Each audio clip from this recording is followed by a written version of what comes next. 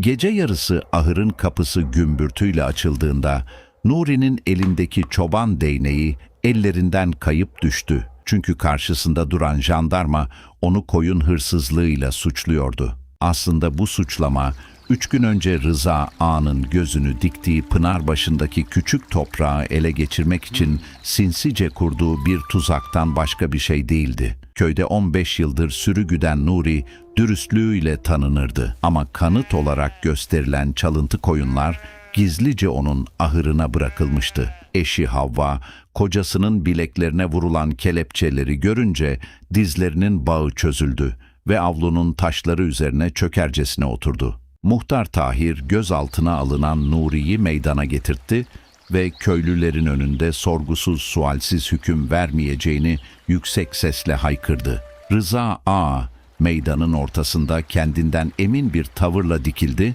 ve kiraladığı 2 sahte tanığın ifadesiyle Nuri'yi suçlu göstermeye çalıştı. Toprağı elinden alınmasın diye çırpınan Havva, düğün takılarını satarak avukat tutmaya çalıştı.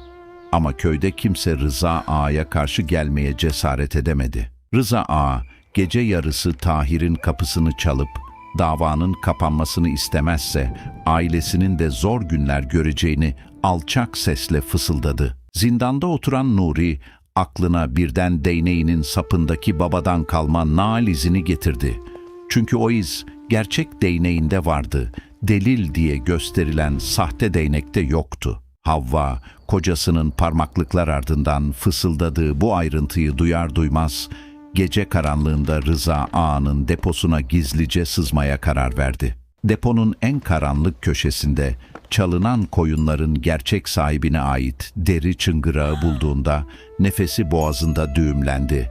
Şafak sökerken Tahir'in kapısına dayanan Havva, elindeki çıngırağı titreyen elleriyle uzattı ve gerçeği artık gizleyemeyeceklerini haykırdı. Tahir tüm köyü meydana topladı ve Nuri'nin gerçek değneğindeki nal izini çalıntı koyunların çıngırağındaki işaretle yan yana koyarak herkesin gözü önünde karşılaştırdı. Kalabalığın bakışları altında ezilen sahte tanıklardan biri Rıza Ağa'nın kendilerine para verdiğini itiraf edince meydanda derin bir sessizlik çöktü. Rıza Ağa önce inkar etmeye çalıştı, sonra köylülerin öfkeli bakışları karşısında sözleri boğazında düğümlenip geri adım attı. Jandarma, Nuri'nin kelepçelerini çözerken Rıza Ağa'nın haksızca el koyduğu Pınarbaşı'ndaki toprağı geri vermesine ve köy meclisinden ihraç edilmesine karar verildi.